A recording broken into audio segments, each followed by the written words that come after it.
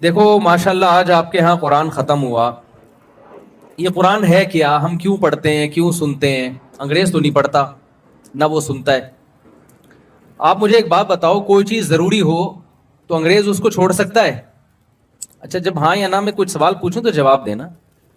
Vaccine بہت ضروری تھی نا کورونا کی، سب سے پہلے کس نے لگائی؟ انگریز نے. ایجاد کس نے کی؟ انگریز نے. اچھا جی، سفر انسان کے لیے مشکل ہو گیا تھا تو ٹرین کا ایجاد ہونا ضروری تھا، ضروری کام تھا نا، تو کس نے ایجاد کی ہے؟ انگریز نے. اور وہ جو ہمارے یہاں پٹریاں بچھا کے گئے اب تک ہم نے انہی پہ گزارا کیا ہوا ہے. تو سارے ضروری کام تو وہ کرتا ہے انگریز. ہواؤں میں انسان کے لیے اڑنا بہت ضروری تھا، آبادی بڑھ گئی تھی تو سفر کو آسان بنانا تھا تو اس کے لیے ہوائی جہاز بہت ضروری تھا، تو یہ ضروری کام تھا. تو اس میں پہل کس نے کی ہے؟ انگریز نے. اور اس نے کر کے دکھایا. آپ جہاز بھی وہی بناتے ہیں. جو لوگ معذرت کے ساتھ، ایک عمر کے بعد انسان گنجا ہونا شروع ہو جاتا ہے، سر پہ بال لگوانا بہت ضروری ہے. آج کل ہیئر ٹرانسپلانٹیشن کا عمل ہو رہا ہے. یہ ایجاد کس نے کیا؟ بولو نا. انگریز نے. یہ ابھی ہماری ایجاد نہیں ہے. تو ہر ضروری کام کون کر رہا ہے؟ انگریز. سوال پیدا ہوتا ہے اگر قرآن ہمارے لیے اتنا ضروری ہے تو اس کو انگریز کو اس میں آگے ہونا چاہیے تھا نا. کیا خیال ہے بھائی؟ کسی ضروری کام میں ہم آگے نہیں ہیں. تراویح میں اللہ کا شکر ہے ہم کہاں ہوتے ہیں؟ کسی حد تک آگے ہوتے ہیں. یہ اللہ کا فضل ہے. تو کیا ہے قرآن میں ایسا جو ہے بہت ضروری لیکن انگریز کی اس کی طرف توجہ نہیں ہے؟ یہ سوال پیدا ہوتا ہے کہ نہیں ہوتا؟ یا تو معاذ اللہ نقل کفر، کفر نباشت، قرآن ضروری ہے ہی نہیں. اگر ضروری ہوتا تو انگریز اس میں ہم سے آگے ہوتا. یا تو قرآن ضروری نہیں ہے تو پھر ہم کیوں پڑھیں بھائی؟ ہم تراویح میں کیوں سنیں؟ اپنے بچوں کو کیوں پڑھائیں؟ اور بات بات پہ قرآن کی قسمیں کیوں اٹھوائیں ہم؟ یا قرآن ضروری ہے تو کیوں ضروری ہے؟ کیا ہے اس میں ایسی بات جو ہمیں دوسری کتابوں میں نہیں ملتی؟ تو آج میں تھوڑا سا اس پہ روشنی ڈالوں گا کہ میرے اور آپ کے لیے قرآن پڑھنا، سمجھنا اور اس پر عمل کرنا کیوں ضروری ہے. سمجھتے ہو کہ نہیں سمجھتے بھائی؟ بات اصل میں یہ ہے، دیکھو انگریز ہے کافر. پٹھان لوگ کہتے ہیں کافر کا بچہ. صحیح ہے نا؟ کسی کو طنز کرنا ہوتا ہے نا، کیا کہتے ہیں؟ کافر کا بچہ. تو وہ غیر مسلم ہے. وہ کہتا ہے جو کچھ ہے یہ دنیا ہے. جو کچھ ہے وہ کیا ہے؟ وہ کہتا ہے موت کے بعد زندگی نہیں ہے. ہم مر کے مٹی ہو کے، سینٹنس مکمل کر لیا کریں نا، ہم مر کے مٹی ہو کے ختم ہو جاتے ہیں. لہذا جب دنیا ہی سب کچھ ہے تو اس میں جتنا آگے جا سکتے ہو آگے جاؤ. جو اس دنیا میں آگے نہیں بڑھا وہ ہے ناکام. وہ کیا کہلائے گا؟ ناکام. سکسیس کی ڈیفینیشن انگریز کے نزدیک یہ ہے، آپ کی صحت اچھی ہو، آپ کی جیب میں پیسے ہوں، آپ کی عزت ہو.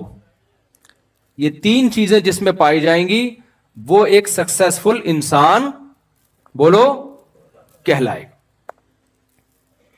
قرآن کہتے ہیں یہ ڈیفینیشن غلط ہے. سکسیس ہونے کی یہ ڈیفینیشن کیا ہے؟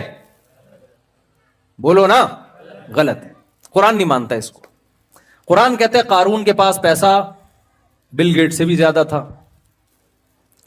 قارون کی صحت اتنی اچھی تھی آج کل اتنی ہو نہیں سکتی، اور اس کی عزت بھی اتنی تھی کہ جب وہ جاہو جلال کے ساتھ نکلا کرتا تھا نا اپنی سواریوں کے پروٹوکول کے ساتھ، تو لوگ اسے دیکھ کے کہتے تھے یا لیت لنا مثل ما اوتی قارون، کاش ہمیں وہ کچھ ملتا جو کس کو ملا ہے؟ قارون کو. جو غریب لوگ تھے نا، ہم جیسے، یعنی ہم جیسے سے مراد ہم پاکستانی ہو جیسے بے روزگار، جو پیٹرول کے ترسے ہوئے اور پتہ نہیں کیا کیا چیزیں ابھی مہنگی ہونے والی ہیں. یعنی مہنگائی میں چینی شارٹ ہوتی ہے، پیٹرول شارٹ ہوتا ہے، اب بیویاں بھی شارٹ ہونے لگی ہیں. میرے پاس آتے ہیں نا کیس، میں بے روزگار ہو گیا تو بیگم نے کورٹ سے کھلا لے کے چلی گئی. میں نے کہا لے بھائی، بے روزگاری میں ایک پیٹرول شارٹ ہونے کا غم تھا، چینی شارٹ ہونے کا غم تھا، آٹا شارٹ ہو رہا تھا، بیویاں بھی کیا ہو رہی ہیں؟ کیونکہ بے روزگار آدمی کے ساتھ اس کی بیوی بھی نہیں رہتی, کہتی کورٹ سے کھلا لو, نکلو پتلی گلی سے, سوائے اس محلے کی خواتین کے, یا جو میرا بیان سن رہی ہے ان کے علاوہ کی بات کر رہا ہوں. تو اب مسئلہ یہ ہے کہ اللہ کہتے ہیں کہ فرعون کے, قارون کے پاس تو سب کچھ بہت زیادہ تھا, لیکن کیا قارون کامیاب تھا اللہ کی نظر میں؟ بولو نا, نہیں تھا. ہمارے نبی صلی اللہ علیہ وسلم, محمد صلی اللہ علیہ وسلم کے پاس دنیا کا کچھ بھی نہیں تھا. 40 دن گھر میں آپ کے چولہا نہیں جلا. آپ سمجھتے ہو شاید گیس کا انتظام نہیں تھا, یہ لکڑیوں کا انتظام نہیں تھا, اس لیے چولہا نہیں جلا. بات اصل میں ہے کہ جلانے کے لیے جو کھانا ہوتا ہے نا, جو پکایا جاتا ہے, وہ کھانے کا انتظام نہیں تھا. چولہا بھی تھا, لکڑیاں بھی تھیں, پکائے کیا اس پہ؟ کھجوروں پہ گزارا ہو رہا تھا. سمجھ رہے کس پہ گزارا ہو رہا تھا؟ کھجوروں پہ. لیکن دنیا کے سب سے کامیاب انسان کون تھے؟ قرآن کہتا ہے محمد صلی اللہ علیہ وسلم تھے. اس سے ہمیں پتہ چلتا ہے شاید قرآن یہ کہنا چاہ رہا ہے کہ غریب کامیاب ہوتے ہیں. شاید قرآن نے یہ کہا کہ بھئی قارون کے پاس پیسہ تھا, ناکام. محمد صلی اللہ علیہ وسلم اور موسیٰ علیہ السلام کے پاس پیسہ نہیں تھا, اس لیے وہ کیا تھے؟ کامیاب. تو اس سے تو یہ لگتا ہے کہ شاید قرآن یہ کہہ رہا ہے کہ پیسے مت کماؤ. تو جتنے یہاں پروجیکٹ دی کمفرٹ میں چل رہے ہیں سارے بند ہو جانے چاہیے نا. کیا خیال ہے بھائی؟ لیکن نہیں, ہم قرآن پڑھتے ہیں تو قرآن نے کہا نہیں, سلیمان علیہ السلام کے پاس تو قارون سے بھی زیادہ پیسہ تھا, مگر وہ کیا تھے؟ بولے نا یار آپ لوگ, میں تھوڑی دیر بات کروں گا, میں چاہتا ہوں آپ میرے ساتھ شریک ہوں. یہ ہماری نا آپس میں بات چیت ہو رہی ہے, بیان نہیں ہو رہا ہے. تو قارون کے پاس پیسہ تھا, ناکام. موسیٰ علیہ السلام اور محمد صلی اللہ علیہ وسلم غربت تھی, مگر کیا تھے؟ کامیاب. ہم نے اس سے اندازہ لگایا شاید اللہ کی نظر میں پیسے والے ناکام ہیں اور غریب کیا ہیں؟ کامیاب. لیکن ایک اور مثال قرآن نے دے دی. داؤد اور سلیمان علیہ السلام کے پاس اتنا پیسہ تھا کہ قارون کچھ بھی نہیں تھا ان کے مقابلے میں. اور ایسے وسائل اور ایسے اسباب. ابھی یہاں کنسٹرکشن کا کام ہو رہا ہے نا, عمیر بھائی نے مزدور لگائے ہوئے ہیں, بلڈنگ بن رہی ہے. عمیر شیخانی جو ہمارے دوست ہیں, انہوں نے, میں دیکھتا رہتا ہوں نا, وہاں سے ٹرک آ رہا ہے بجری کا, وہاں سے یہ آ رہا ہے, وہاں سے یہ آ رہا ہے. سلیمان علیہ السلام ایسے ہی بجری کا ٹرک منگواتے تھے. سلیمان علیہ السلام کو جب کوئی تعمیراتی کام کروانا ہوتا نا, تو قرآن کہتا ہے جنات کو حکم دیتے. سلیمان علیہ السلام کو نا ملکہ سبا کا تخت چاہیے تھا, عمیر شیخانی صاحب کو چاہیے ہوتا تو کیسے منگواتے؟ وہ ٹرک بھیجتے, ہوائی جہاز جاتے, بحری جہاز جاتے, اور پتہ نہیں کیا کیا ہوتا, پھر 2-3 نٹ بولٹ مل جاتے, اس سے زیادہ اس تخت سے کچھ نہیں ملنے والا تھا. وہ کروڑوں روپے کا, اربوں خربوں روپے کا تخت تھا. سلیمان علیہ السلام نے کہا ایکم یاتینی بعرشھا قبل ان یاتونی مسلمین. جنات سے کہا کہ کون ملکہ سبا کا تخت 2 منٹ میں یہاں اٹھا کے لے آئے گا. تو ایک بزرگ تھے, ان کی کرامت تھی, انہوں نے کہا آپ پلک جھپکنے سے پہلے میں لے آؤں گا, اور یہ کہا اور تخت حاضر تھا سامنے. ہر چیز سلیمان علیہ السلام کو اللہ نے دی. پرندوں کی بولیاں سکھائیں, ایجنسی کا کام پرندوں سے لے رہے ہیں, مضبوط طاقتور جنات ان کے تابع بنا دیے, اور لائف اسٹائل بھی بہت شاہانہ. جب پیسہ دیا تو اسٹائل بھی کیسا تھا؟ شاہانہ, بہترین تاج, بہترین تخت. یہ جو لوگ کہتے ہیں نا کہ یہ پیسہ ہو اور رہو غریبوں کی طرح, یہ اسلام کا حکم نہیں کہ لگژری گاڑی میں کیوں گھوم رہا ہے. بھائی اگر پیسے ہیں تو لگژری گاڑی میں ہی گھومنا پڑے گا آپ کو. ہمارے نبی کے پاس پیسہ آیا تو آپ نے صبح آیا تو شام سے پہلے خرچ کر دیا, شام کو آیا تو صبح سے پہلے خرچ کر دیا, تو آپ نے غربت کو اختیار کیا. اسلام میں اس کی کوئی مثال نہیں ملتی کہ پیسہ ہو اور رہو غریبوں کی طرح. میں سمجھا پا رہا ہوں اپنی بات؟ یا تو رکھو ہی نہیں پیسہ, صبح آیا تو شام سے پہلے سارا صدقہ کر دو, پھر شام کو کھانے کے لیے روٹی نہیں ہے.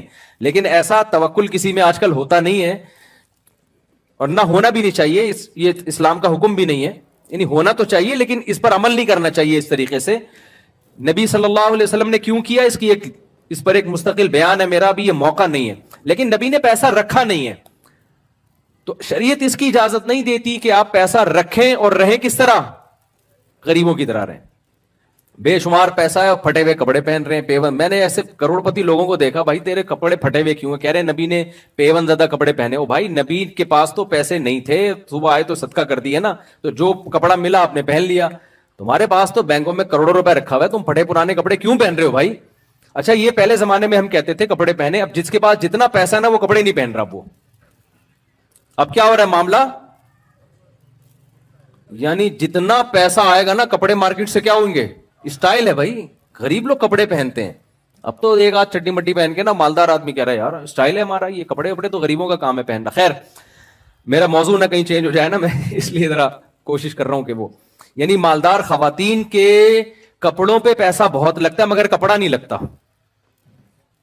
یعنی مالدار خواتین جو ہے نا, آپ ذرا پوش علاقے میں چلے جائیں تو مالدار اور ماڈرن جو بڑے گھروں کی خواتین ہیں ان کے کپڑوں پہ پیسہ دبا کے لگے گا مگر کپڑوں پہ کپڑا نہیں لگے گا, کپڑا نہیں ہوگا اس میں, مگر جتنا ہوگا اس پہ پیسہ بہت لگے گا. خیر تو میں یہ کر رہا تھا کہ ہم سلیمان علیہ السلام کا جب لائف اسٹائل دیکھتے ہیں تو بڑا شاہانہ لائف اسٹائل ہے بھائی. اور بات جب کر رہے ہیں نا ملکہ سبا سے, جس کو اللہ نے اتنا بڑا تخت دیا, تو بات بھی ایسے کر رہے ہیں کہ جو ایک شاہانہ اسٹائل ہوتا ہے. ملکہ سبا کو پیغام بھیجا کہ انسان کی بچی بن کے چلی آ, ایک ریاست ہے وہ, ایسے جیسے آج امریکہ بات کرتا ہے. جنرل مشرف کو فون کیا تھا اور جنرل مشرف نے فوراً اڈے حوالے کر دیا نا, اسٹائل ہے نا امریکہ کا. کوئی غریب ملک اس اسٹائل میں بات کر سکتا ہے؟ نہیں کر سکتا. پیسہ ہوتا ہے, دولت ہوتی ہے تو اسٹائل چینج ہو جاتا ہے. تو امریکہ کا اسٹائل چینج تھا. اس نے کہا بھائی یہ جنرل مشرف سے کہا ورلڈ ٹریڈ سینٹر تباہ ہو گیا, کائنڈلی آپ اپنے اڈے دے دیں ہمیں. تو مشرف صاحب نے پوچھا کہ اگر نہیں, تو انہوں نے کہا نو کا آپشن نہیں, یہ دینے پڑیں گے آپ کو. انہوں نے کہا ٹھیک ہے سر لے لیں. اس کے بعد جب پھر وہ وہاں گئے تو 20 سال جو انہوں نے جو ان کے ساتھ ہوا, پٹھانوں کی ان سے ملاقات ہوئی امریکن آرمی سے, تو پٹھانوں نے ان کے سارے اگلے پچھلے گناہ معاف کروا کے ان کو واپس بھیج دیا کہ کائنڈلی آپ واپس تشریف لے جائیں, آپ غلط جگہ آ گئے, معذرت کے ساتھ. تو خیر جو کائنڈلی جو ہے نا, یہ دونوں میں جو ہوا یہ بڑا خطرناک کائنڈلی ہوا ہے. یہ وہ والا کائنڈلی نہیں ہے جو ہم کر رہے ہوتے ہیں. یہ کائنڈلی کیا ہے, بڑا ڈینجرس قسم کا کائنڈلی ہے. جیسے انہوں نے مشرف کو کہا کائنڈلی اڈے چاہیے ہمیں, چاہیے کا مطلب کیا ہے, یہ کائنڈلی ہم نے ویسے شو کے لیے لگا دیا ہے. تو جب وہ امریکہ افغانستان گیا تو انہوں نے بھی کہا کائنڈلی آپ واپس تشریف لے جائیں. ٹھیک ہے نا, تو واپس تشریف لے گئے وہ. خیر بین الاقوامی حالات میں زیادہ تبصرہ نہیں کرتا کیونکہ ہم تو غریب لوگ ہیں. امریکہ نے ایک دفعہ میرے اس بیان پہ مجھے کائنڈلی کہہ دیا تو میں پھر برداشت نہیں کر پاؤں گا. ٹھیک ہے نا. تو اب مسئلہ یہ ہے کہ ہم دیکھتے ہیں کہ سلیمان علیہ السلام کے پاس دولت اور ملکہ سبا سے جب بات کر رہے ہیں, ایک خط بھیجا اس کو کہ اللہ کے نام سے شروع کرتا ہوں, اللہ تعالی علیہ واتونی مسلمین. آپ سورج کی عبادت کرتے ہو, یہ صحیح نہیں ہے. It is not appropriate for you.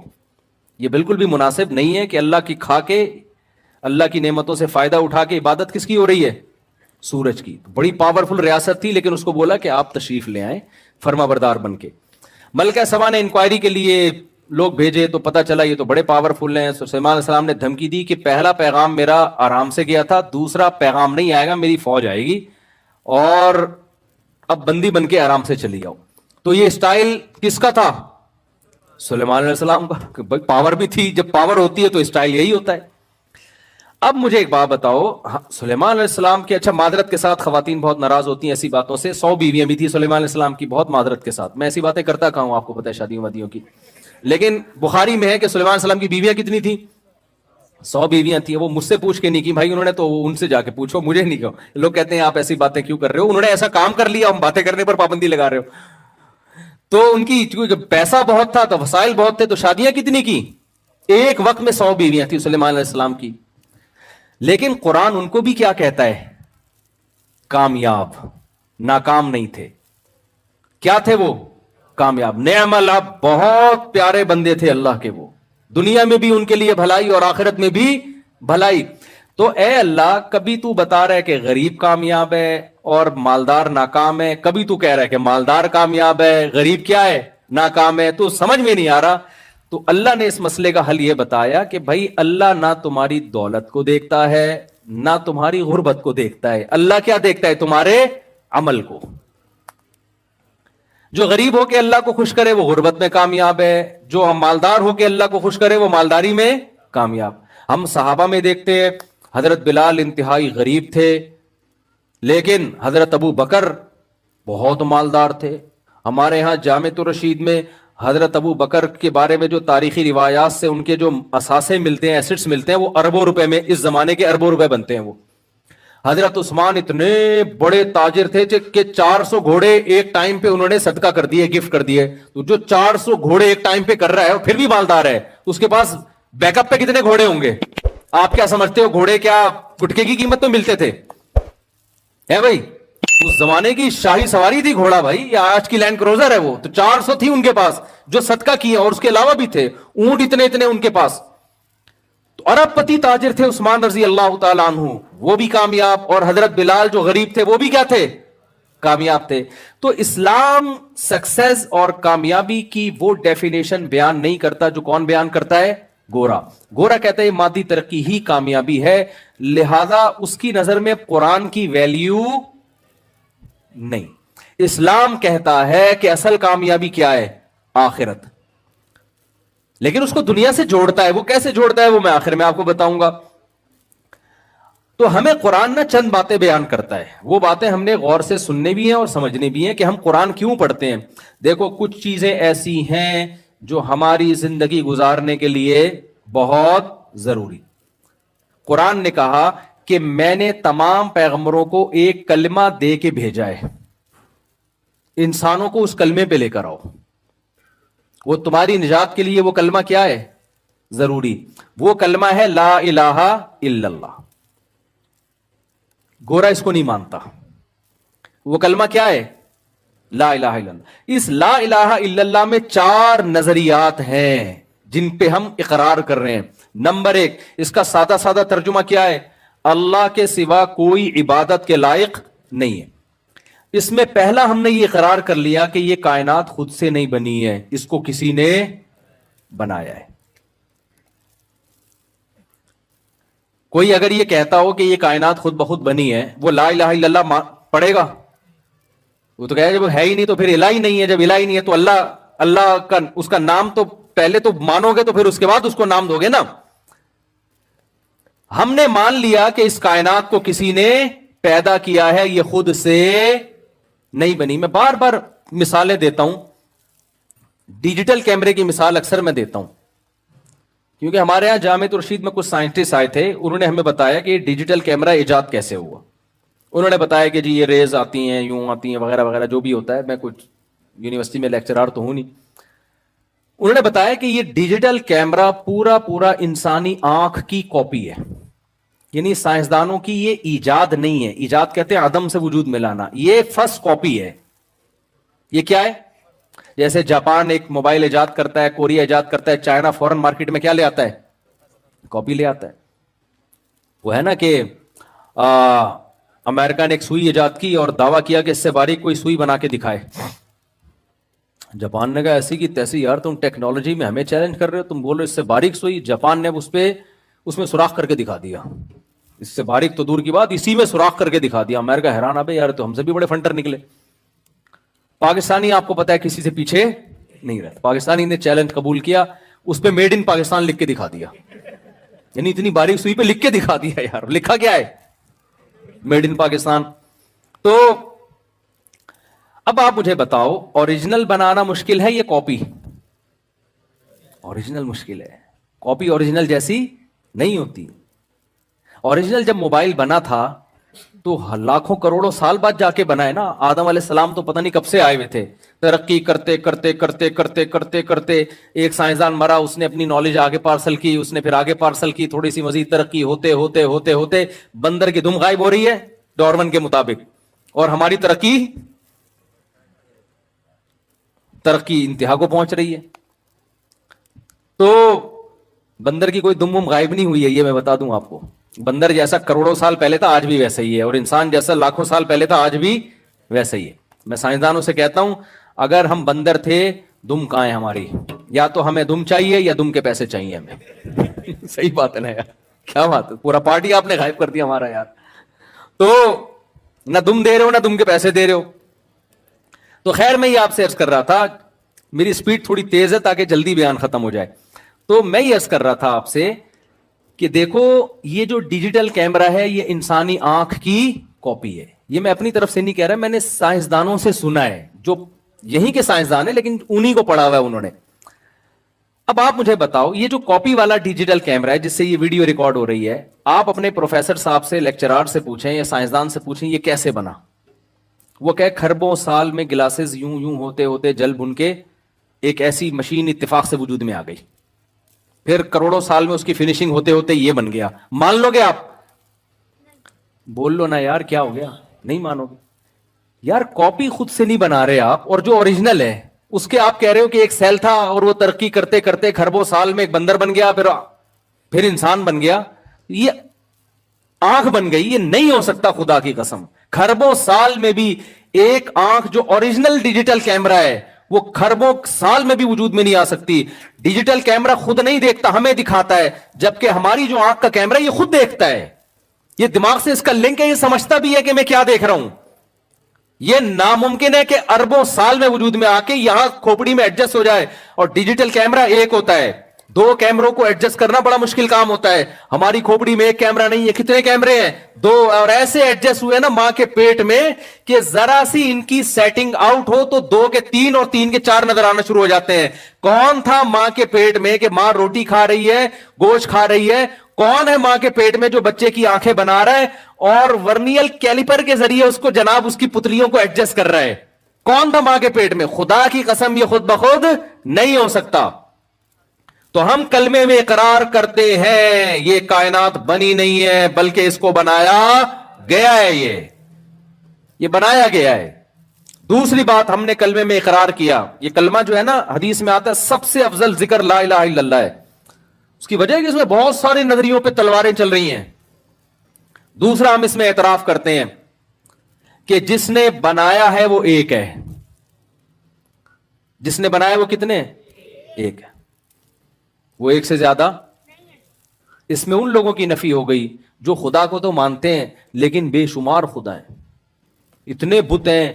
میں تھائی لینڈ گیا, وہاں پوری بتوں کی ہول سیل مارکیٹ ہے. 4 بتوں پہ ایک فری مل رہا ہے. وہاں مجھے بتایا کہ 4 بھگوان خریدو ایک فری ہے. خیر میں نے کہا اب تمہارا اپنا بھگوان سے تمہارا تعلق ہے, تم جانو بھگوان جانے, ہمیں تو ایک خدا کو مانتے ہیں بھائی. صحیح ہے نا. وہ بغیر پیسوں کے ملتا ہے, وہ فری ہے, وہ جب اس کو ہاتھ اٹھا کے مانگو وہ آپ کی پکار سنتا ہے. تو اس میں اللہ نے یہ بھی بتا دیا کہ وہ کتنے ہیں؟ ایک. تیسرا اس میں کیا, ہمیں اس کا نام اللہ ہے. اس کا نام کیا ہے؟ اللہ. بہت سے لوگ دنیا میں ایسے ہیں جو کہتے ہیں ہم خدا کو تو مانتے ہیں, گاڈ ہے, کریٹر ہے. بہت سے سائنسدان بھی مانتے ہیں, وہ کہتے ہیں کائنات خود سے بنی نہیں سکتی. بہت سے سائنسدان اس نظریے پہ سختی سے رد کرتے ہیں کہ آٹومیٹیکلی بنی ہے.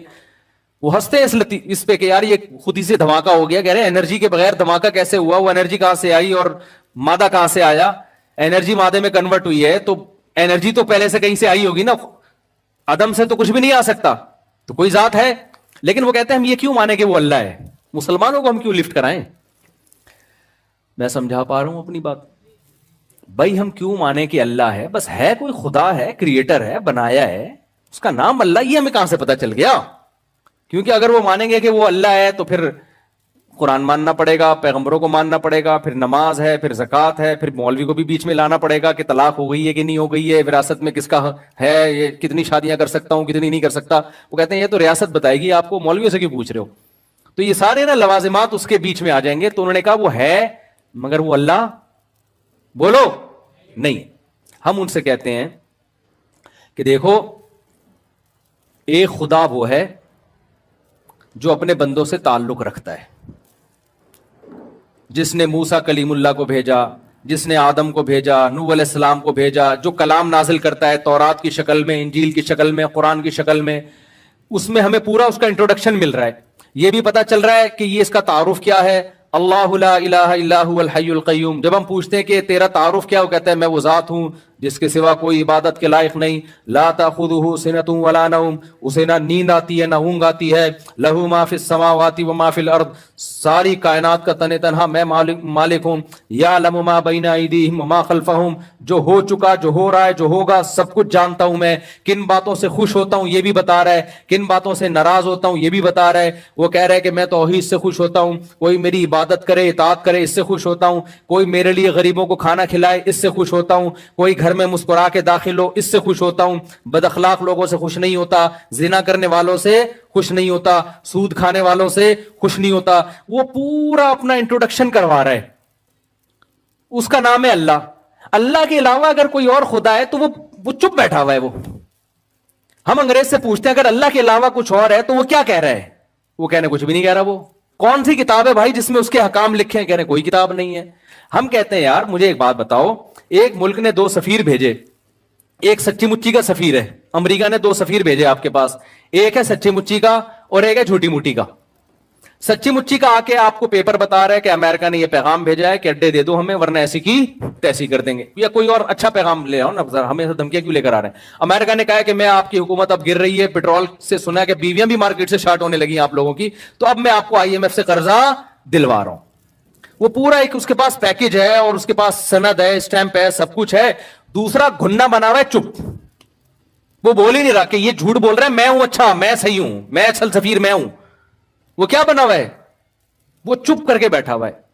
ہم تو بھائی پھر اسی سفیر سے ڈیلنگ کریں گے یار جس کے پاس پیپر بھی ہے, آرڈر بھی ہے. اب جب یہ اوریجنل سفیر چلا گیا تو جھوٹی موٹی والے نے بولا کہ اصل تو میں تھا. ہم رکھ کے تھپڑ لگائیں گے نہیں لگائیں گے؟ اب تو بتا رہا ہے گھنٹے سے تو وہ تقریر کر رہا ہے. میں اس سے ایک اور اچھی چٹکلے والی مثال بتاتا ہوں.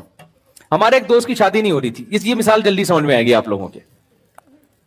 وہ مجھے لے گئے کہیں پیغام, پرانی بات ہے 2006 کی بات ہے میرا خیال ہے, وہ مجھے لے گئے سفارشی بنا کے. اب میں مولوی تھا تو میں نہا دھو کے صاف ستھرے سفید کپڑے کاٹن کلف پہنے, میں نے کہا تھوڑا لڑکی کے ابا پہ رو پڑے گا, سفارش قبول کریں گے میری. پگڑی چھگڑی باندھ کے میں چلا گیا وہ گھریلو کپڑوں میں. اب میں جب جا کے بیٹھا ہوں تو لڑکی کے ابا سمجھ رہے ہیں کہ میں آیا ہوں اپنے رشتے کے لیے, تیار میں ہوا تھا. اب وہ مجھ سے بات کر رہے ہیں, بیٹا آپ کی تنخواہ کتنی ہے؟ میں نے کہا یار یہ مجھ سے پتہ نہیں کیوں پوچھ رہے ہیں تنخواہ کتنی ہے. 2-3 سوال کیے تو میں نے فوراً کہہ دیا حضرت میں ان کے رشتے کے لیے آیا ہوں. میرا فرض بنتا تھا نا, میں نے فوراً کہہ دیا میں نہیں ہوں, کون ہے یہ ہیں. اگر میں گنڈا بن کے تنخواہیں بتاتا رہتا اور یہ ہیں اور یوں ہیں اور گھنٹہ اور پوری میں ڈیٹیل بتاتا, وہ کہتے چلو میری طرف سے قبول ہے, پھر میں آخر میں کہتا کہ اصل میں تو یہ ہے, وہ رکھ کے تھپڑ لگاتے کہ نہیں لگاتے کہ اگر اصل یہ ہے تو پہلے سوال میں ہی بتا دیتا نا, گھنٹے سے کیوں بیٹھا ہوا ہے وہ, تو نہ میری ہوتی نہ اس کی ہوتی, ہوئی تو پھر بھی نہیں کسی کی, لیکن ایک بات کر رہا ہوں میں, نہ میری ہوتی نہ اس کی ہوتی.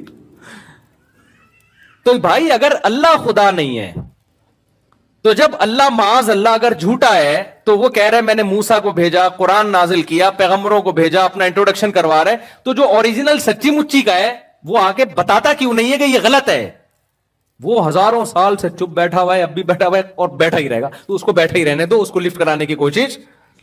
ہم اس خدا کو مانیں گے جو ہم سے کلام کرتا ہے, جو کہتا ہے بتاتا ہے کہ کیا مجھے پسند ہے اور کیا مجھے ناپسند ہے, کن باتوں سے میں خوش ہوتا ہوں, کن باتوں سے میں ناراض ہوتا ہوں. وہ اللہ کے علاوہ کوئی اور ہے نہیں. تو لا الہ الا اللہ میں ہم اقرار کرتے ہیں کہ جو کریٹر ہے, گاڈ ہے, اس کا نام کیا ہے؟ اللہ ہے. یہ کتنی باتیں ہو گئی؟ میں اشارے بھی کر رہا ہوتا ہوں تاکہ 3 باتیں ہو گئی. ذہانت بہت ہے نا آج کل. وہ ایک آدمی تھا گرو ہوتے ہیں نا گاؤں دیہاتوں میں, ان کے چیلے ہوتے ہیں, تو اکثر گرو ہوتے بے وقوف ہیں. تو گرو جو تھا بڑا بے وقوف تھا نا سردار, اس نے اپنے چیلے سے کہا یار لوگ مجھے کہتے ہیں میں بہت بے وقوف ہوں, تو میں نے اپنی ذہانت ثابت کرنی ہے, تو ایسا کر تو مجھ سے کوئی پہلی پوچھ تاکہ میں اس کا جواب دوں اور میری ذہانت کیا ہو جائے؟ ثابت.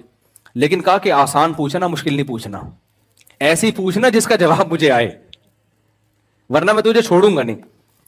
وہ جو چیلا تھا نا وہ پریشان ہو گیا, یار بہت کوئی آسان سی پہلی پوچھو, ایسا نہ ہو کہ اس کو جواب نہ اور میرے چترول لگ جائے نا. تو اس نے کہا کہ بھائی دیکھ, اچھا سرائکی میں ہے یہ لطیفہ, اصل میں مجھے پوری سرائکی آتی نہیں لیکن ہمارے حضرت سناتے تھے تو سرائکی زبان میں. تو اس نے کہا کہ بھائی دیکھ ایک مخلوق ہے, جانور ہے, پونچھ گھمیندی ہے, چولہے کے گرد گھومتی ہے اور میاؤں میاؤں کرندی ہے. اب اتنی واضح بات کر دی نا, چولہوں کے گرد گھومتی ہے, پونچھ گھمیندی ہے اور میاؤں میاؤں کرندی ہے. اس کا خیال تھا. اب تو جواب اس نے کہا مرغا کوکیڑ. اب یہ ٹینشن میں آ گیا, یار اب میں اگر بولوں گا جواب غلط ہے تو میں کیا کروں گا, میں تو پٹوں گا ٹائٹ طریقے سے. اب یہ تھا بڑا ہوشیار نا, اس نے کہا حضور لگتا ہے کسی نے دسیا ہے, کسی نے بتایا ہے, یہ جواب خود سے نہیں انسان کے دماغ میں اتنی ذہانت میں نے کسی انسان میں ایسی ذہانت نہیں دیکھی. یہ لگتا ہے حضور کسی نے بتایا ہے آپ کو. حضور کہتے ہیں نہیں، عقل کی دوڑ ہے بھائی، یہ عقل کی دوڑ ہے، کسی نے بتایا نہیں. تو اس لیے میں جب کہتا ہوں نا کتنے ہو گئے تو میں یوں کر رہا ہوتا ہوں، آپ غلط جواب نہ دے دو. پھر بھی اگر غلط ہو تو پہلا اس سے کیا ثابت ہوتا ہے بھائی، پیدا کس نے کیا؟ کسی نے پیدا کیا ہے. نمبر 2 وہ اکیلا ہے. نمبر 3 اس کا نام کیا ہے؟ اللہ. اس کلمے میں ہم اقرار کرتے ہیں. چوتھا، بعض لوگ کہتے ہیں ٹھیک ہے جی ہم مان لیتے ہیں کوئی کریٹر ہے، کوئی خدا ہے، چلو مان لیا، اس کا نام کیا ہے؟ اللہ ہے. تو اب کریں کیا؟ ہے تو ہے بھائی، اس نے پیدا کیا، اب ہم لائف کو انجوائے کریں. ہم اس میں اقرار کرتے ہیں لا الہ الا اللہ، اس کے سوا کوئی معبود نہیں، یعنی وہ تو معبود ہے. معبود کسے کہتے ہیں؟ جس کی غلامی اختیار کی جائے گی. ہم نے مان لیا کہ وہ ہے تو اب اسی سے پوچھ کے زندگی گزارنی ہے. ساری باتیں کس کی فالو کرنی ہے؟ غلام کی. اپنی کوئی مرضی نہیں ہوتی. وما خلقت الجن والانس الا ليعبدون، میں نے پیدا کیا اپنی غلامی کے لیے. ہر کام مجھ سے پوچھ کے کرنا ہے. ایک طرف آپ وکیلوں کو بلاتے ہو، یار میں یہاں زیادہ تر ٹھیکیدار لوگ ہی ہیں نا، کنسٹرکشن کرنے والے، یار میں تھوڑا سا یہ گیلری بڑھانا چاہتا ہوں، لیگل ہے کہ ان لیگل ہے؟ پوچھ رہے ہوتے ہیں کہ نہیں ہوتے؟ ویسے تو پاکستان میں پوچھنے کی بالکل بھی ضرورت نہیں ہے، لیکن پھر بھی احتیاطاً کیا کرتے ہیں، بعض دفعہ پوچھ لیتے ہیں لوگ، یار میں یہ کام کرنے جا رہا ہوں، یہ لیگل ہے کہ ان لیگل ہے؟ یار میں نے یہ کرنا ہے، یہ لیگل ہے کہ ان لیگل ہے؟ چرسی پوچھ رہے ہوتے ہیں کہ یار میں یہاں سٹا پی سکتا ہوں یا کھلے عام بیٹھ کے، یا مجھے پائپ میں برساتی نالے میں لیگل ہے پاکستان میں؟ میں نے دیکھا ہے برساتی نالے میں آج کل، پہلے تو سیلابی ریلے آیا کرتے تھے، اب وہ ریلے اب کہیں اور سے جا رہے ہوتے ہیں. نالوں کے اندر کون بیٹھا ہوتا ہے؟ میں ولاگ بھی بناتا ہوں نا، تو میں نے کچھ دن پہلے چرسی دیکھے بیٹھے ہوئے، میرے خیال ہوا ولاگ بنا کے ڈالوں، بتاؤں کہ ہمارے حکمران کیا کر رہے ہیں، لیکن میں نے اس لیے نہیں ڈالے کہ سارے چرسی پہنچ جائیں گے. اچھا یہ بہترین لوکیشن مفتی صاحب نے بتائی ہے، یار ہمیں تو پتہ ہی نہیں تھا یہاں سب کا اجتماع ہوتا ہے، تو جو ہے نا اس لیے میں نے نہیں بنایا پھر وہ. خیر، تو ہم نے کیا اقرار کیا کہ وہ معبود بھی ہے، اس کی عبادت کی جائے گی. عبادت کا مطلب صرف نماز روزہ نہیں ہے، ہر بات میں پہلے پرمیشن کس سے لینی ہے؟ اللہ سے. تو میرے بھائی قرآن سے پتہ چلتا ہے کہ جو لا الہ الا اللہ کا زبان اور دل سے اور عمل سے اقرار کرتا ہے، یعنی پریکٹیکلی اپنے آپ کو خدا کے حوالے کرتا ہے، وہ ہے کامیاب. اور جو اپنے آپ کو خدا کے حوالے کرنے کے لیے تیار نہیں ہے، میرے بھائی وہ کرونا کی 10 ویکسینیں لگا لے، ٹھیک ہے نا، 90 سال زندگی گزار لے، اللہ کہتا ہے اینما تکونوا یدرککم الموت، چاہے تم چاند پہ بھی پہنچ گئے نا، آنا کہاں ہے؟ قبرستان میں. یہاں سے تو قبرستان ویسے بھی بہت قریب ہے. آنا کہاں ہے تم نے؟ میرے پاس آنا ہے، چھوڑوں گا نہیں میں تمہیں. اور تم جو یہ کہتے ہو، پھر کچھ کلمے کے لوازمات ہیں جو قرآن نے بیان کیے. ہم کہتے ہیں اے اللہ ہم تو مر کے ختم ہو جاتے ہیں، تو تیرے پاس آئیں گے کب؟ اللہ نے کہا جو خدا پانی کے قطرے میں جان ڈال کے انسان بنا سکتا ہے، وہ انسان کو دوبارہ بھی پیدا کر سکتا ہے. سورہ یاسین کا آخری رکوع پڑھیں. رسول اللہ صلی اللہ علیہ وسلم اللہ کے سفیر تھے، پیغمبر تھے. آپ نے بتایا کہ میں نہیں کہتا، اللہ کہتا ہے کہ تم مرنے کے بعد دوبارہ زندہ ہو کے خدا کے سامنے کھڑے ہوگے. مشرکین نے مذاق اڑایا. ایک مشرک نے کیا کیا، ایک پرانے قبرستان گیا اور سڑی ہوئی بوسیدہ ہڈی، صدیوں پرانی بھربھری ہڈی، وہ نبی کے پاس لے کر آیا اور کہنے لگا من یحیی العظام وہی رمیم، بھلا جب یہ ہڈیاں سڑ جائیں گی تو ان کو کون زندہ کرے گا؟ یہ زندہ ہوں گی. مذاق اڑانے کے لیے نا، یہ آپ اس کو خدا دوبارہ انسان بنائے گا. وہ اعتراض کر رہا تھا نبی پر، مگر نبی نے جواب نہیں دیا. کیوں؟ نبی کا کام ہے اللہ کا پیغام پہنچانا. نبی نے یہ تھوڑی کہا تھا میں زندہ کروں گا. نبی خاموش ہو گئے. بھائی جس پہ اعتراض تو اللہ پہ بنتا ہے، مجھ پہ تو بنتا ہی نہیں ہے.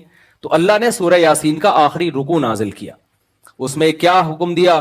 اولم یر الانسان انا خلقناہ من نطفہ، کیا انسان دیکھتا نہیں ہے ہم نے پانی کے قطرے سے پیدا کیا اس کو.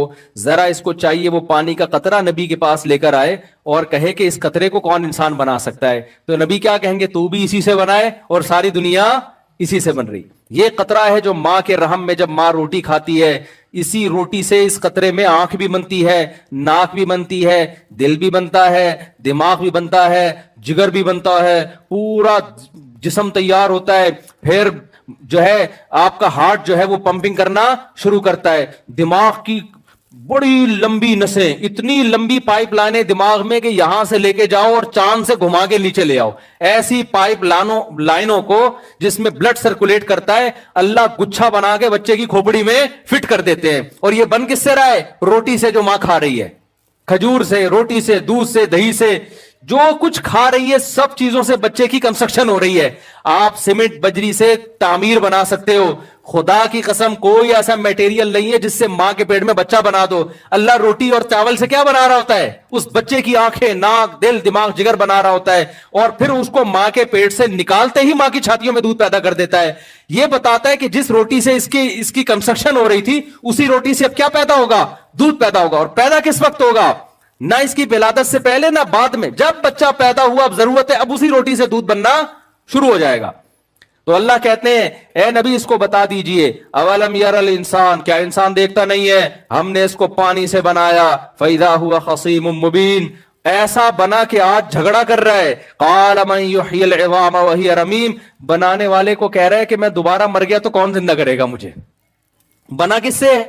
پانی سے بنا. اور ایسا کانفیڈنس, اتنا کانفیڈنٹ ہے کہ کریٹر پہ اعتراض کر رہا ہے بھائی. وَنَسِيَ خَلْقَهُ, اور اپنی پیدائش کو بھول گیا. تو قرآن کہہ رہا ہے قُلْ يُحْيِيهَا الَّذِي أَنشَأَهَا أَوَّلَ مَرَّةٍ, اس کو بتا دے وہی کرے گا جس نے پہلی مرتبہ پیدا کیا ہے. تو میرے بھائی گورا ان چیزوں کو نہیں مانتا, لیکن ہم جو بات کر رہے ہیں ہم گورے کی نہیں کر رہے, ہم اس کائنات کو بنانے والے کی کر رہے ہیں. بنانے والے پر کبھی مخلوق کو ترجیح مت دو. گورا خود کریٹڈ ہے, بنانے والا نہیں ہے. بنانے والا اپنے بارے میں بتا رہے کہ میں دوبارہ بھی بناؤں گا, پہلی دفعہ جس نے بنایا دوبارہ بھی پیدا کرے گا. تو کامیابی کا کیا مطلب ہے بھائی؟ جو اللہ کی مان کے چلے گا وہ کیا ہے؟ کامیاب. اب اسلام آپ کو ترقی سے نہیں روکتا, لیکن یہ ترقی باؤنڈ ہوگی اسلامی شریعت کی حدود میں. آپ نے ترقی بھی آخرت کے لیے کرنی ہے, وہ بھی آخرت کے لیے کرنی ہے آپ نے. تو ہماری کامیابی میں اصل کیا ہے بھائی؟ بولو نا, آخرت ہے. اصل ہے خدا کو راضی کرنا. نماز کے ممنوع اوقات کون کون سے ہیں؟ نفل نماز کے ممنوع اوقات کون کون سے ہیں؟ طاہر انصاری فرانس سے.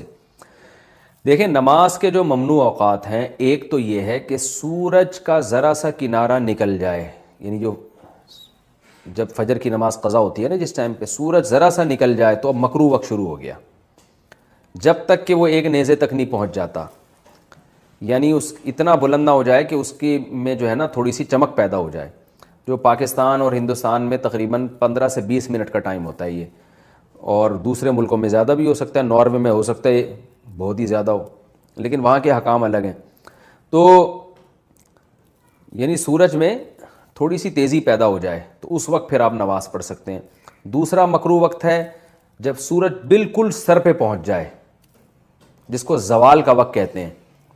تو یہ تقریباً 10 منٹ کا ہے, یعنی اگر ٹائم لکھا ہے نا زوال کا وقت 12:30, تو سمجھ لیں کہ 12:25 سے 12:35 تک مکروہ وقت ہے, یعنی 5 منٹ پہلے اور 5 منٹ بعد میں. اور جب سورج غروب ہونے لگتا ہے, تو جب غروب ہونے کے قریب پہنچ جائے گا, یعنی غروب ہونے سے ہندوستان پاکستان میں تقریباً 15 سے 20 منٹ پہلے, جب اس میں کی تیزی میں کمی پیدا ہو جائے, یعنی سورج کی چمک باقی نہ رہے, تو غروب ہونے سے 15-20 منٹ پہلے تک یہ ایسا ہوتا ہے, تو اس وقت بھی مکروہ وقت شروع ہو جاتا ہے. اس وقت بھی کوئی نماز نہیں پڑھ سکتے جب تک سورج مکمل غروب نہ ہو جائے. البتہ اس دن کی عصر اگر نہ پڑی ہو تو پھر پڑھیں گے آپ, کیونکہ عصر کا وقت باقی رہتا ہے. اگرچہ مکروہ ہے عصر کو اتنی دیر تک تاخیر کرنا, گناہ ہے, لیکن بہرحال وہ والی عصر آپ کو پڑھنی پڑے گی اس دن کی, اس کے علاوہ کوئی نماز نہیں پڑھ سکتے آپ. تو یہ 3 اوقات مکروہ ہیں, اس کے علاوہ کوئی وقت مکروہ نہیں ہے. زوال کے وقت قرآن پڑھنا, کیا زوال کے وقت قرآن پڑھ سکتے ہیں؟ زیبا گل لندن سے, جی ہاں پڑھ سکتے ہیں. گھر میں مرحوم والدین کی تصویر لگانا, گھر میں مرحوم ماں کی تصویر ماں سے عقیدت اور محبت کی خاطر گھر میں لٹکی ہوئی ہے, کیا اس جگہ نماز ہو جائے گی؟ عدنان یاسین کراچی سے. دیکھیں عقیدت اور محبت میں والدین کی یا بزرگوں کی تصویریں دیواروں پر لٹکانا بالکل حرام ہے, ناجائز ہے. اگر اس کی اسلام میں ذرا بھی گنجائش ہوتی تو نبی صلی اللہ علیہ وسلم کے دنیا سے جانے کے بعد سب سے پہلے صحابہ رسول اللہ صلی اللہ علیہ وسلم کی تصویروں کو گھر میں لگاتے. تو عقیدت محبت میں کسی کی تصویر بھی آپ کو گھر میں لگانے کی لٹکانے کی قطعاً اجازت نہیں ہے، البم میں رکھنے کی بھی اجازت نہیں ہے، یادگار کے طور پہ. میرے ابا، میرے ماموں، میرے چاچا البم میں، یہ صرف گنجائش بہت سے علماء نے جو دی ہے ڈیجیٹل تصویر کی دی ہے، جب تک وہ ڈیجیٹل فارم میں ہو، یعنی موبائل میں یا ٹیلی ویژن کی اسکرین پہ یا اس کی کمپیوٹر کی اسکرین پہ ڈیجیٹل فارم میں. پرنٹ جو جب اس کا نکال لیا جائے گا تو وہ خالصتاً تصویر میں داخل ہو جائے گی، جو نبی صلی اللہ علیہ وسلم کے دور میں جو تصویریں ہوا کرتی تھیں، اور اس کو نبی نے حرام قرار دیا ہے. تو اس لیے یادگار کے طور پر ان تصویروں کو لگانا ناجائز ہے. اور جس کمرے میں ایسی تصویر لگی ہوگی اس میں نماز مکروہ تحریمی ہے، نماز پڑھی تو آپ کو دوبارہ لوٹانی پڑے گی. اس تصویر کو الٹا کر کے رکھیں یا اس پہ کوئی پردہ ڈال دیں. ابھی دیکھو یہ جو پڑوس میں مفتی ہے نا، مفتی منیر بنا ہوا ہے، مفتی نہیں ہے یہ 15-20 سال سے ناخن دیکھ کے چور بتا رہا ہے اور عورتوں کے بنیان سو کے جن بتا رہا ہے. میں نے کبھی ممبر پہ اس کا نام لیا؟ بتاؤ. میں نے عاملوں کے خلاف جرنلی بولتا ہوں، میں کبھی نام لے کے نہیں رد کرتا. اس کو کچھ مسئلہ ہو گیا ہے، اس کے سافٹ ویئر اپڈیٹ کرنے کی ضرورت ہے. ہر بیان میں مجھے واجب القتل قرار دے رہی ہے. آج جمعے کے بیان میں پھر اس نے بیان کیا ہے کہ مفتی طارق مسعود واجب القتل ہے. اس کو تکلیف کس بات کی ہے؟ میں نام اس لیے لے رہا ہوں کہ بہت زیادہ ہر جمعے کے بیان میں اس کا ٹاپک ہی یہی ہے. تو اس کو تکلیف کس بات کی ہے؟ میں نے اس کے بارے میں، اور میں نے بھی بولا جب اس نے میرے خلاف بولنا شروع کیا واجب القتل واجب القتل. پہلی بات تو کہ جو بھی کسی کو واجب القتل کہہ رہا ہے نا، جو بھی مذہبی اسکالر، اس کو بولو خود جا کے قتل کرو، خود جاؤ. آپ اپنے مریدوں کو بے وقوف بنانے کی کوشش مت کرو. جیل کی سلاخیں وہ کاٹتے ہیں، پھانسیوں کے پھندوں پہ وہ لٹکتے ہیں، اور ہیرو تم بن جاتے ہو. تم صرف جنازہ پڑھانے آؤ گے ہیرو بننے کے لیے. تو یہ کام جو بھی جب آئندہ جمعے کی تقریر میں بولے نا واجب القتل ہے گستاخ، تو بولو سر آپ جس کو گستاخ سمجھتے ہیں نا وہ ادھر ہی قریب میں رہتا ہے، آپ کائنڈلی یہ ہمت کریں جا کے، پھر ہم آپ کا جنازہ پڑھائیں گے. اگر حکومت نے آپ کو پھانسی پہ لٹکا دیا یا مفتی صاحب کے گارڈوں نے آپ کو مقابلے میں شہید کر دیا، تو مفتی صاحب کے جنازے میں ہم نہیں آئیں گے، لیکن ہم آپ کا جنازہ پڑھائیں گے. آپ شہادت کے مرتبے پہ پہنچو گے. تو سر یہ کام آپ کریں. یہ تو اس کا اصل جواب ہو گیا کہ جمعے میں نا جب بھی آئندہ دوبارہ وہ بولے نا گستاخ واجب القتل ہے، تو آپ کھڑے ہو جائیں، آپ بولے سر یہ کام آپ کریں، یہ پسٹل ہم آپ کو دیتے ہیں. یہ جو صحرا ہے نا، یہ آپ اپنے یہ کریں، اپنے مریدوں کو بے وقوف بنانے کی. یہ اپنے مریدوں سے یہ کام کرواتے ہیں، ان کو جیلیں ہوتی ہیں، گارڈ بعض دفعہ ان کو الٹا جواب میں مار دیتے ہیں اور یہ ہیرو بن جاتے ہیں. تو پہلی بات تو یہ. دوسری بات یہ کہ جب اس نے میرے خلاف بولنا شروع کیا تو پھر میں نے اس کو ایکسپوز کیا کہ اس کو تکلیف اس بات کی ہے کہ میں عاملوں کے خلاف بولتا ہوں، اور مجھے اس کے بارے میں مستند جگہوں سے پتا چلا ہے کہ یہ خواتین کے بنیان سونگتا ہے.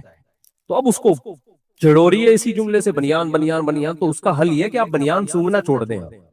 آپ کی عزت اس میں نہیں ہے کہ آپ میرے خلاف باتیں کرنا شروع کریں. آپ کی عزت اس میں ہے کہ بنیان سونگنے والا کام بولو چھوڑ دیں. لیکن غیرت ہوگی تو یہ کام چھوڑے گا. ان کا دھندا بنیان سے چلتا ہے. وہ بھی بے غیرت ہے جو اپنی بیویوں کے بنیان ان لوگوں کو لا کے یا عورتوں کے بنیان سونگاتے ہیں یا اپنے بنیان سونگاتے ہیں. اور جو سونگتا ہے اس کا تو امیون سسٹم بہت ہی بوسٹ کیا ہوا ہے، تو ان کو تکلیف اس بات کی ہے. تو اس لیے میں اس کو کہہ رہا ہوں کہ شرافت سے باز آ جا، ورنہ سافٹ ویئر اپڈیٹ کرنا ہمیں بھی آتے ہیں، ٹھیک ہے نا. اور اصل بات یہ کہ بنیان چھوڑ دے. تو بنیان سونگنے چھوڑ دے گا تو ہم بولنا بھی چھوڑ دیں گے. اور تو ہم تو بول رہے ہیں تیری وجہ سے، دفاع میں بول رہے ہیں، ورنہ بنیان سونگنے والے تو ہزاروں پڑے ہوئے. ہم نے کبھی بولا کسی کا نام لے کے کسی کے خلاف؟ یہ مسئلہ. خیر اب کہاں ہم نکل لیے، آگے چلتے ہیں میرے بھائی. بس جلدی سے 5 منٹ میں یہ مکمل کرتا ہوں موضوع. تو اللہ نے فرمایا وَلَا تَقْتُلُوا النَّفْسَ الَّتِي حَرَّمَ اللَّهُ إِلَّا بِالْحَقِّ، کسی انسانی جان کو قتل مت کرو. وَمَنْ قُتِلَ مَظْلُومًا، اگر کسی نے تمہیں قتل کر دیا ہے یا تمہارے کسی ریلیٹو کو، تو خود سے یہ نہیں کہ قاتل کے بھائیوں کو قتل کر دیا، دشمنیاں بڑھا دی. فَقَدْ جَعَلْنَا لِوَلِيِّهِ سُلْطَانًا، تو ہم نے مقتول کے ولی کو قدرت دی ہے کہ وہ قاتل کو قتل کر سکتا ہے. فَلَا يُسْرِفْ فِي الْقَتْلِ، لہذا قتل میں حد سے تجاوز نہ کرے. کیا مطلب؟ قاتل کو صرف قتل کرنے کی اجازت ہے، قصاصاً، چاہو تو دیت لو یا اس کو قتل کرو. قاتل کے علاوہ کسی اور طرف جانے کی اجازت نہیں. بعض علاقوں میں ایسا ہوتا ہے قاتل، آپ کے ابا کو کسی نے قتل کیا، آپ نے کہا قاتل مل گیا تو ٹھیک ہے اس کو مار دیں گے، وہ نہیں ملا تو اس کے بھائی کو مار دیں گے، وہ نہیں ملا تو اس کے چاچا، جو ملا اس کو مار دو. یہ بعض علاقوں میں ہوتا ہے، یہ ناجائز ہے بھائی. جو مجرم ہے صرف اس کو، مجرم کے علاوہ کسی اور کو قتل نہیں کیا جا سکتا. وہی وہ ہو گیا جون پور میں نا، ایک آدمی نے کہا جون پور بڑا زبردست ہے، انصاف ہوتا ہے، وہاں چلتا ہوں. گرو نے کہا نا، تو چیلے نے کہا کہ حضور وہاں نہ جائیں، انصاف اتنا ہوتا ہے افورڈ نہیں کر پائیں گے. اس نے کہا نہیں نہیں، انصاف ہوتا ہے، سب کے ساتھ مساویانہ سلوک ہوتا ہے. تو اس ملک میں چلے گئے یہ، تو وہاں دیکھا کہ جلاد ایک موٹے آدمی کو پھانسی پہ لٹکا رہا ہے، اس کی گردن آ نہیں رہی تھی، گردن نہیں آ رہی تھی. اب یہ جو گرو تھا نا، یہ باریک گردن والا تھا. تو جلاد نے بادشاہ کے کہا بادشاہ سلامت، جس کو قتل کی سزا سنائی گئی ہے اس کی گردن اتنی موٹی ہے پھندے میں نہیں آ رہی. تو بادشاہ نے کہا قریب میں جس کی آ رہی ہے اس کو لٹکا دے پھر، کیونکہ ہمارے یہاں انصاف سب برابر ہے، قاتل اور جو غیر قاتل سب کیا ہے برابر. قاتل کی نہیں آ رہی تو جس کی آ رہی ہے، تو گرو کی آ رہی تھی، اس کو پکڑ کے لے جانے گئے، وہ بھاگا اور توبہ کی کہ آئندہ اس کنٹری میں نہیں آؤں گے. تو بعض گاؤں میں دیہاتوں میں ایسا ہوتا ہے کہ اصل قاتل مل نہیں رہا، تو چلو اس کا جو ریلیٹیو مل رہا ہے فی الحال اس کو مار دو. اس سے جو دشمنیاں اور جو لڑائیاں صدیوں تک نسلیں برباد ہو جاتی ہیں. میں گلگت کے ایک گاؤں میں گیا، ہمارے ایک دوست مجھ سے یہاں ملنے آئے، میری بڑی گپ شپ تھی ان سے.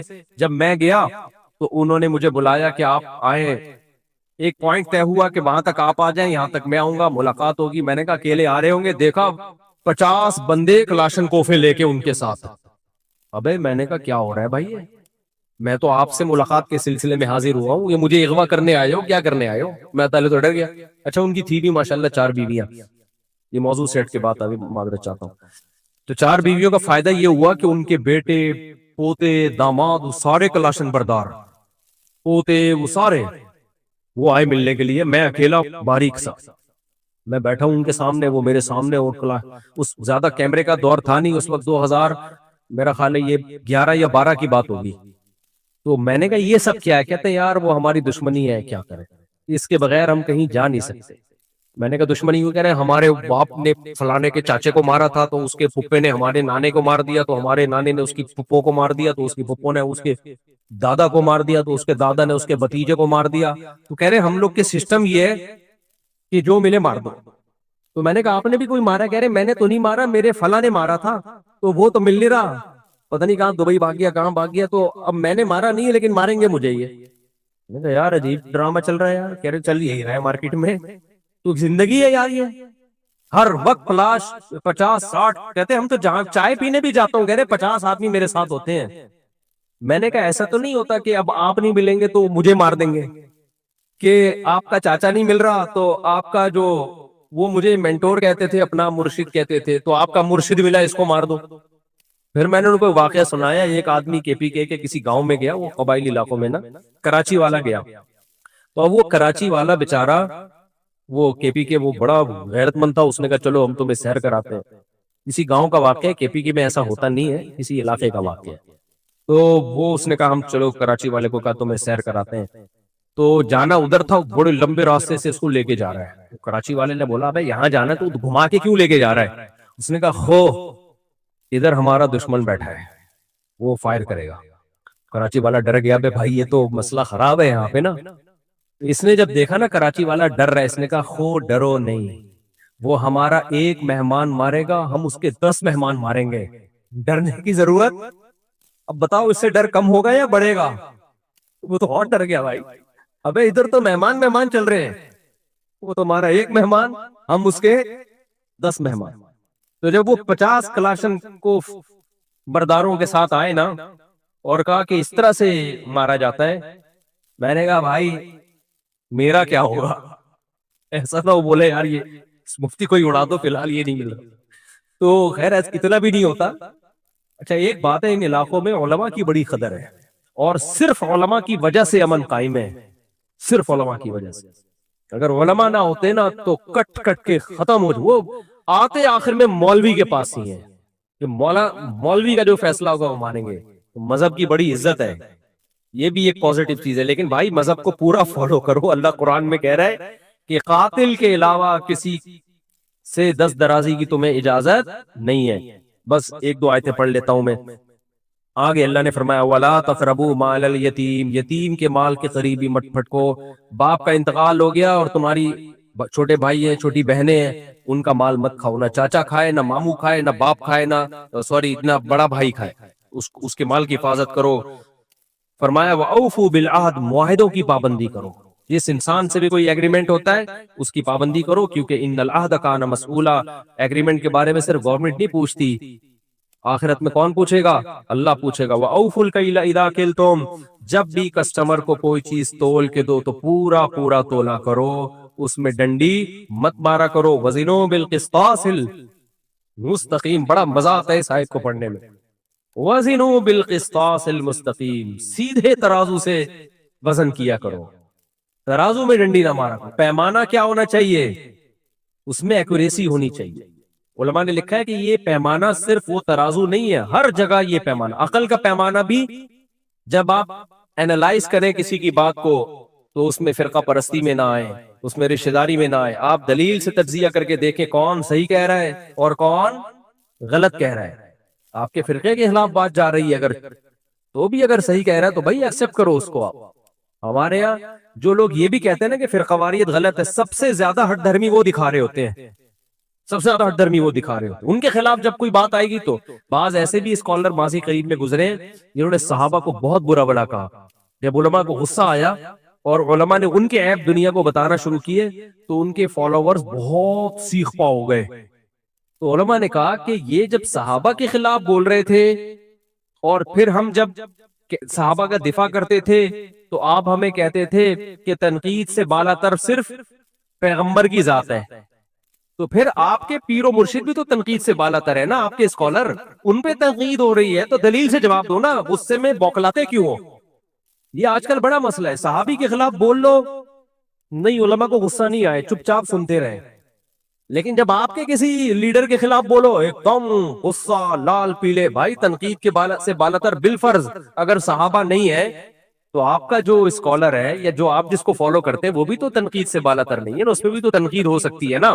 حضرت عثمان پہ اگر تنقید ہو سکتی ہے، حضرت معاویہ پہ اگر تنقید ہو سکتی ہے تو آپ جناب پہ تنقید کیوں نہیں ہو سکتی؟ اس میں اتنا ایکسائٹڈ کیوں ہو جاتے ہو، آپ سے باہر کیوں ہو جاتے ہو؟ آپ بولا کرو ہاں بھائی انسان ہے، تنقید ہے تو کیا ہو گیا، تو دلیل سے جواب دو، غصہ کیوں کرتے ہو؟ تو یہ دوسروں کے لیے غصہ نہیں ہے، اپنے بابوں کے لیے ان کے دل میں بہت غصہ ہے، ان کے لیے بڑی زیادہ غیرت رکھتے ہیں. خیر ہم آگے اللہ نے فرمایا وَلَا تَقْفُ مَا لَيْسَ لَكَ بِهِ عِلْمٌ. 2 آیتیں بس رہ گئی ہیں کر کے بیان ختم کرتا ہوں.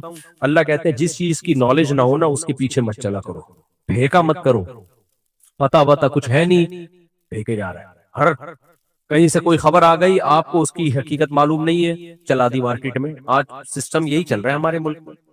بعض دفعہ ایک آدمی مظلوم ہوتا ہے، اسی مظلوم کو ظالم قرار دیا جا رہا ہوتا ہے، کہتے ہیں اس نے خود کروایا ہے. بھائی آپ کے پاس کیا دلیل ہے اس نے خود کروایا ہے؟ تو ایسے ہی پھینکے جا رہے ہو. خاموشی اختیار کر لو، بھائی ہمیں معلوم نہیں ہے، لیکن چپ رہنا ہمیں آتا نہیں ہے. اللہ نے کہا جس چیز کی یقینی علم نہ ہوا کرے، علم یقینی چیز کو کہتے ہیں، اس کے در پہ مت ہوا کرو، مت پیچھے چلو اس کے جب تک تحقیق نہ ہو جائے. اور فرمایا ان السمع والبصر والفؤاد كل اولئک كان عنه مسؤولا. آخری آیت، بلکہ 2 آیتیں بس. ولا تمشي في الارض مرحا، زمین پہ اکڑ کے مت چلو. اکڑ کے چلنے کی اجازت صرف میدان جہاد میں اور ظالم کے خلاف لڑنے میں ہونی چاہیے. ظالم کو للکارو اکڑ کے. نارمل روٹین میں فنٹر بننے کی کوشش، میں یوں ہوں، یہ اکڑ کے چلنے کا مطلب صرف چلنا نہیں ہے، اکڑ کے بات کرنا بھی اس میں داخل ہے، بڑے بڑے بول بولنا بھی اس میں داخل. میں یوں، میں یہ اللہ کو پسند نہیں ہے.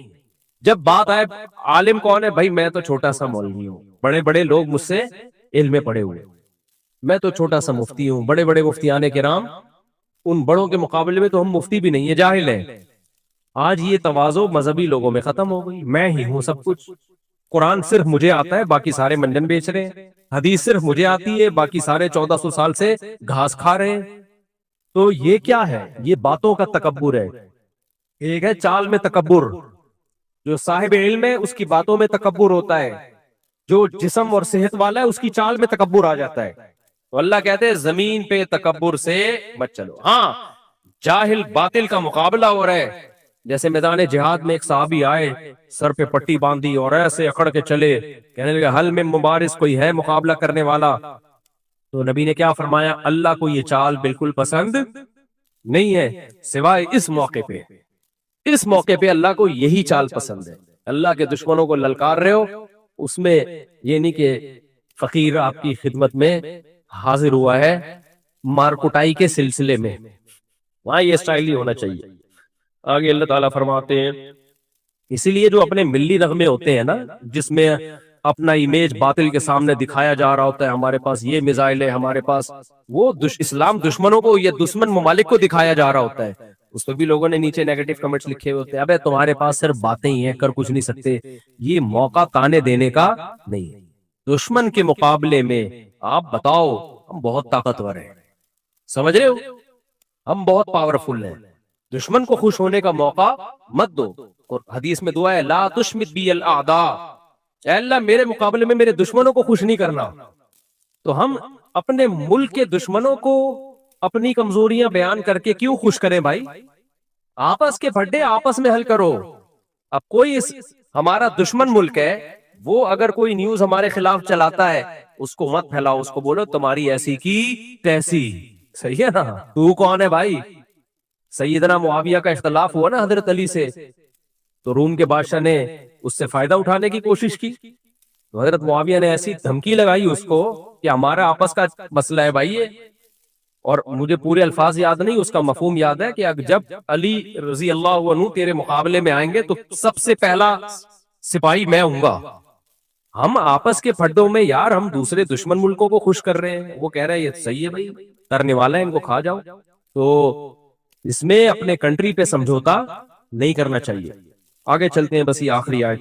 اللہ نے سب کچھ کہہ کے آخر میں ایک بات بتائی کہ بھئی تکبر مت کرو. ذالک مما اوحا ربک من الحکمہ الیک ربک من الحکمہ, کہ یہ حکمت کی باتیں ہیں. وقضا ربک الا تعبدوا سے اللہ نے شروع کی اور یہاں تک فرمائے سب حکمت کی باتیں ہیں. آخری جو کلام کو ختم کیا لا تجعل مع اللہ الہا آخر, اللہ کے ساتھ کسی کو شریک مت کرنا. توحید سے اللہ نے اس رکوع کو شروع کیا اور ختم بھی کس پہ؟ توحید پہ. اس کا 2 دفعہ حکم دیا کیونکہ ساری نیکیوں پہ پانی پھر جائے گا اگر شرک کر کے آئے.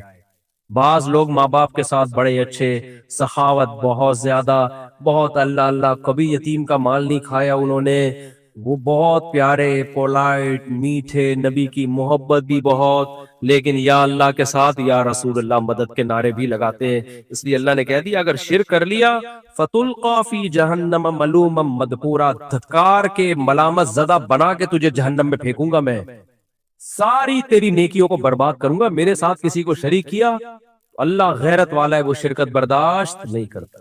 چاہے ماتھے پہ اتنے موٹے موٹے سجدوں کے محراب ہوں, ساری زندگی عبادت میں گزری ہو, ماں باپ کی خدمت میں گزری ہو, سخاوت کے دریا ہو, اللہ کی یاد میں روتے رہتے ہو, اللہ کہتے ہیں میرے ساتھ کسی اور کو یا مدد کہہ دیا نا, مدد کے نعرہ لگا دیا, عبادت کر لی, معبود بنا دیا, زبان سے نہیں عمل سے بتا دیا کہ میں اس کو بھی معبود سمجھتا ہوں, شرک کیا, اللہ کہتے ہیں اٹھا کے سب نیکیاں برباد کر کے جہنم کا ایندھن بنا دوں گا, میں نہیں چھوڑوں گا. اس لیے شرک بہت ہی غلیظ اور بری چیز ہے. اللہ ہم سب کو بچائے. وقت کافی ہو گیا, کل انشاءاللہ پھر سبحانک اللہم و بحمدک. میں نے اس کا سوال یہ تھا کہ شوہر نے 2 طلاقیں دی ہیں اور بیوی کہہ رہی ہے 3 طلاقیں دی ہیں, بیوی کے پاس کوئی گواہ نہیں ہے. اب گواہ نہیں ہے تو مفتی تو شوہر کی بات کوئی بولے گا بھائی گواہ نہیں ہے, تو ایسے تو کوئی بھی عورت کہہ دے.